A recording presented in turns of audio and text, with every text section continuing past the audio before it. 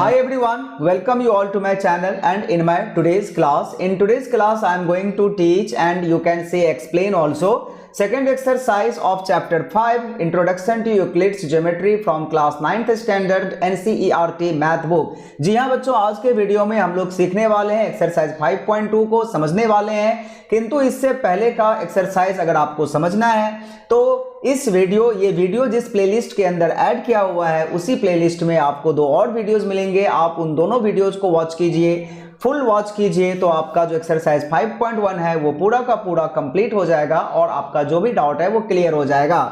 उसके बाद ही एक्सरसाइज 5.2 में आप आइएगा, क्योंकि ये जो 5.2 है वो 5.1 से रिलेटेड है, जहां पर हमने यूक्लिड्स के एक्सियोम्स और पोस्टुलेट्स के बारे में पढ़ा हुआ था। But this exercise is fully based on Euclid's fifth postulate. तो आइए हम लोग फिफ्थ पोस्टुलेट को समझते हैं, किंतु उससे पहले अगर आप मेरे चैनल पर नए हो तो you can subscribe my channel, not now but after watching the full videos.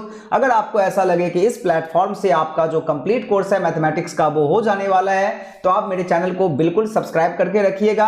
और अगर आपका बेस वीक है तो मेरा एक कोर्स चल रहा है बेसिक मैथ्स का, तो आप उन सारे वीडियोस को जो है वो फुल वॉच कीजिएगा, तो इससे आपका जरूर बेस कहीं ना कहीं, आपको अगर सब कुछ आता है तब भी वॉच कीजिएगा, आपको कहीं ना कहीं जरूर ये फायदा पहुंचाएगा।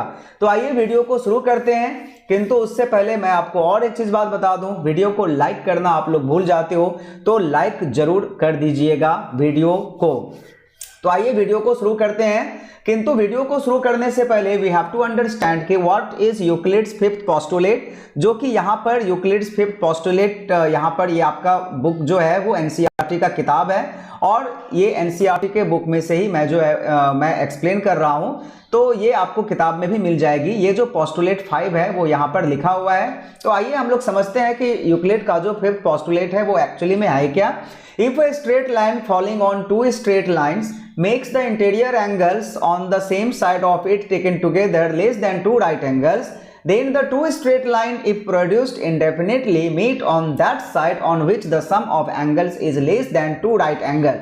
आपको अगर समझ में नहीं आई तो कोई बात नहीं, मैं आपको यहाँ पर अच्छी तरह से जो है वो समझा देता हूँ और फिगर को ड्रॉ करके मैं यहाँ पर आपको समझा देता हूँ कि ये एक्चुअली फिगर में, ये जो पोस्टुलेट में है, ये एक्चुअली क्या कहा गया है। तो इसके लिए हमें क्या करना होगा, यहाँ पर दो लाइन ड्रॉ करना होगा। तो ये हमने दो लाइन को ड्रॉ कर लिया, लेकिन ये दोनों लाइन जो है वो आपका कुछ इस तरह से होगा, इस तरह से होगा, राइट। ये पैरेलल नहीं होगा, इस तरह से होगा, और एक लाइन यहाँ पे ट्रांसवर्सल इस तरह से लाइन जाएगा। ये क्यों जाएगा, इसके पीछे भी लॉजिक है, मैं आपको समझा रहा हूँ। इसमें क्या है ना कि सम ऑफ दिस टू एंगल, इस दोनों एंगल का जो सम है वो क्या होगा, लेस देन 180 डिग्री होगा एंड इट इज अंडरस्टूड। इसमें जो है वो कोई भी, क्योंकि देखिए ये दोनों अगर 180 हो जाए तब तो लाइंस पैरेलल हो जाएंगे, तो ये लाइन जो है वो इस तरफ थोड़ा सा बेंट है, तो ऑब्वियसली अगर ये 180 होता तो ये पूरा स्ट्रेट जाता है यहाँ से।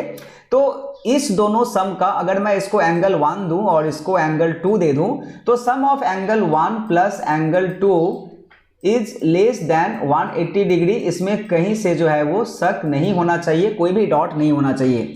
लेकिन बच्चों अगर आप इस तरफ का एंगल देखोगे, अगर इसका नाम मैं एंगल 3 और एंगल 4 रखूं, तो ऑब्वियसली एंगल 3 प्लस एंगल 4 जो है वो मोर देन 180 होगा और इसमें भी किसी तरह का शक नहीं होना चाहिए, क्योंकि अगर एक तरफ 180 से कम हो रहा है तो दूसरे तरफ 180 से बड़ा होगा ही होगा, 100% होगा।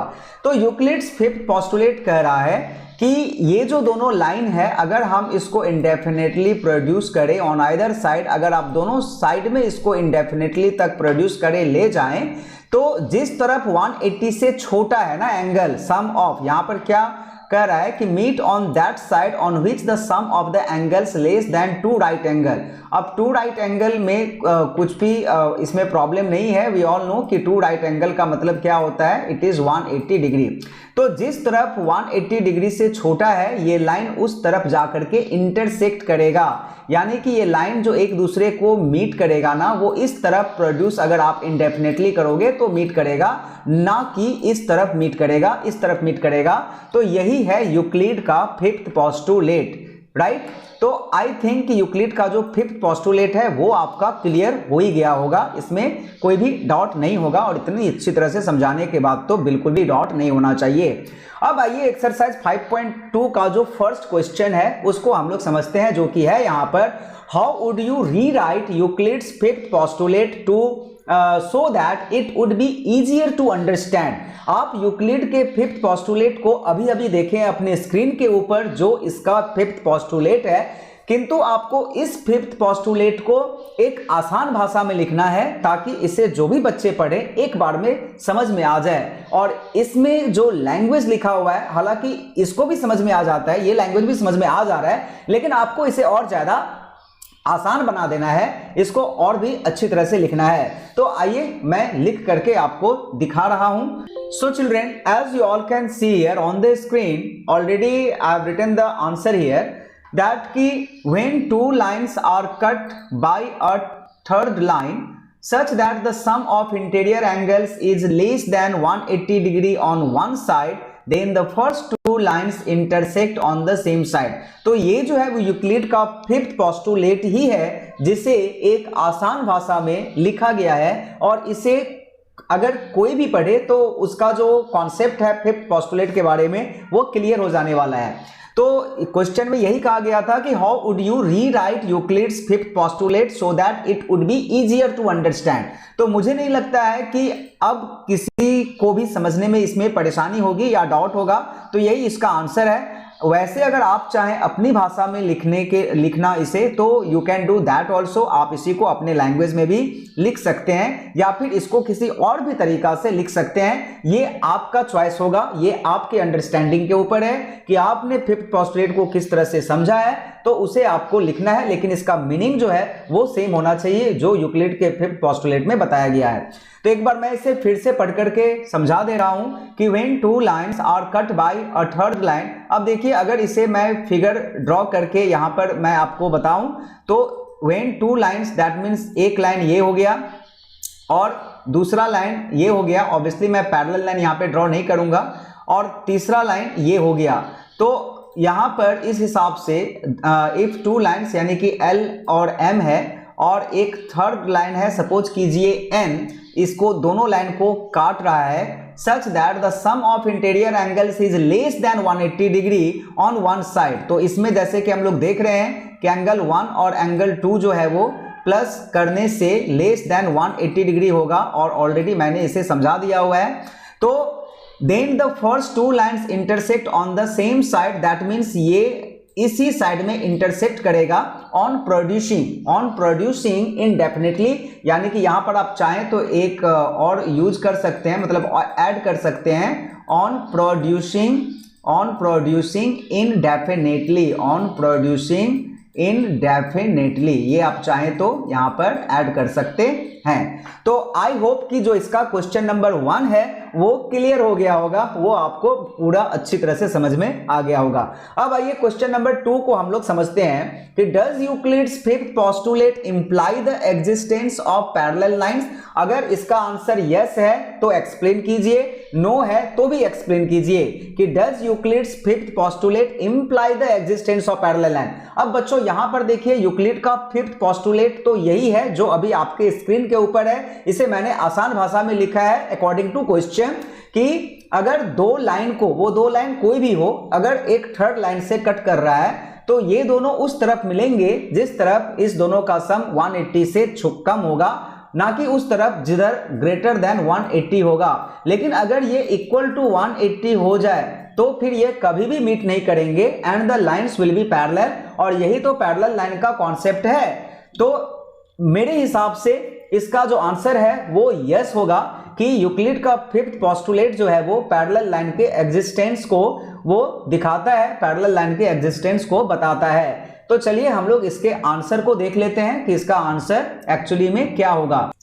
So children, its answer as you all can see here on the screen, ये जो आंसर है वो गूगल का आंसर है, गूगल से लिया हुआ आंसर है, और इसमें जो है वो कहा गया है, आइए मैं आपको एक बार यहां पर एक्सप्लेन कर दे रहा हूं कि yes, Euclid's fifth postulate imply the existence of the parallel lines. According to Euclid's fifth postulate, यहां से मैं स्पॉटलाइट कर दे रहा हूं, Euclid's fifth postulate, when a line x fall on the line y। अब यहां देखिए ये लाइन x है और ये लाइन y है एंड ये लाइन z है, तो ये उसी चीज को लिखा गया है, when a line x fall on the two line y and z such that angle 1 plus angle 2 is less than 180 degree, then line y and z on producing further will meet in the side of angle 1 and angle 2 which is less than 180 degree। यहां पर ये a and d होगा and right, and angle 2 which is less than 180 degree. और यही जो है वो parallel line का कॉन्सेप्ट है जो मैंने आपको पहले भी बता दिया है कि ये मीट इस तरफ ही करेगा जिस तरफ 180 से कम हो रहा है, ना कि इस तरफ। लेकिन पैरेलल लाइन कब होगा, जब ये एंगल 1 प्लस एंगल 2 जो है वो 180 डिग्री के बराबर हो जाएगा, यानी कि 180 डिग्री के इक्वल में आ जाएगा, then the lines will be parallel. तो does Euclid's fifth postulate imply the existence of the parallel line? तो इसका आंसर होगा यस, यस एंड यस, क्योंकि पैरेलल लाइन का जो कॉन्सेप्ट है वो यही है कि अगर कोई लाइन दो लाइन के ऊपर इस तरह से फॉल कर रहा हो, मीट कर रहा हो, जो इसमें क्या होता है ना, कोई इंटीरियर एंगल अगर 180 हो then the lines will be parallel. लेकिन इस केस में यूक्लिड का फिफ्थ पोस्टुलेट में ऐसा कहा गया है कि जिस तरफ ये लेस देन 180 हो, sum of the two interior angle, उस तरफ मीट करेगा, तो कहीं ना कहीं ये पैरेलल लाइन के एग्जिस्टेंस को जो है वो यहां पर दिखा रहा है और बता रहा है। तो children that's all for today's class. आज के क्लास में मैंने क्वेश्चन नंबर 1 और 2 को समझाया from exercise 5.2 and I hope जो ये दोनों क्वेश्चन का जो कॉन्सेप्ट है वो आपका क्लियर हो गया होगा, क्योंकि मैंने बहुत ज्यादा समय दे करके इस दो प्रश्न को आपको समझाया है। तो उम्मीद करते हैं कि आप लोगों को वीडियो पसंद आई होगी और जो भी कॉन्सेप्ट है इस दोनों क्वेश्चन का वो आपको अच्छी तरह से समझ में आ गया होगा। So once again, thank you everyone for watching the video. Bye bye.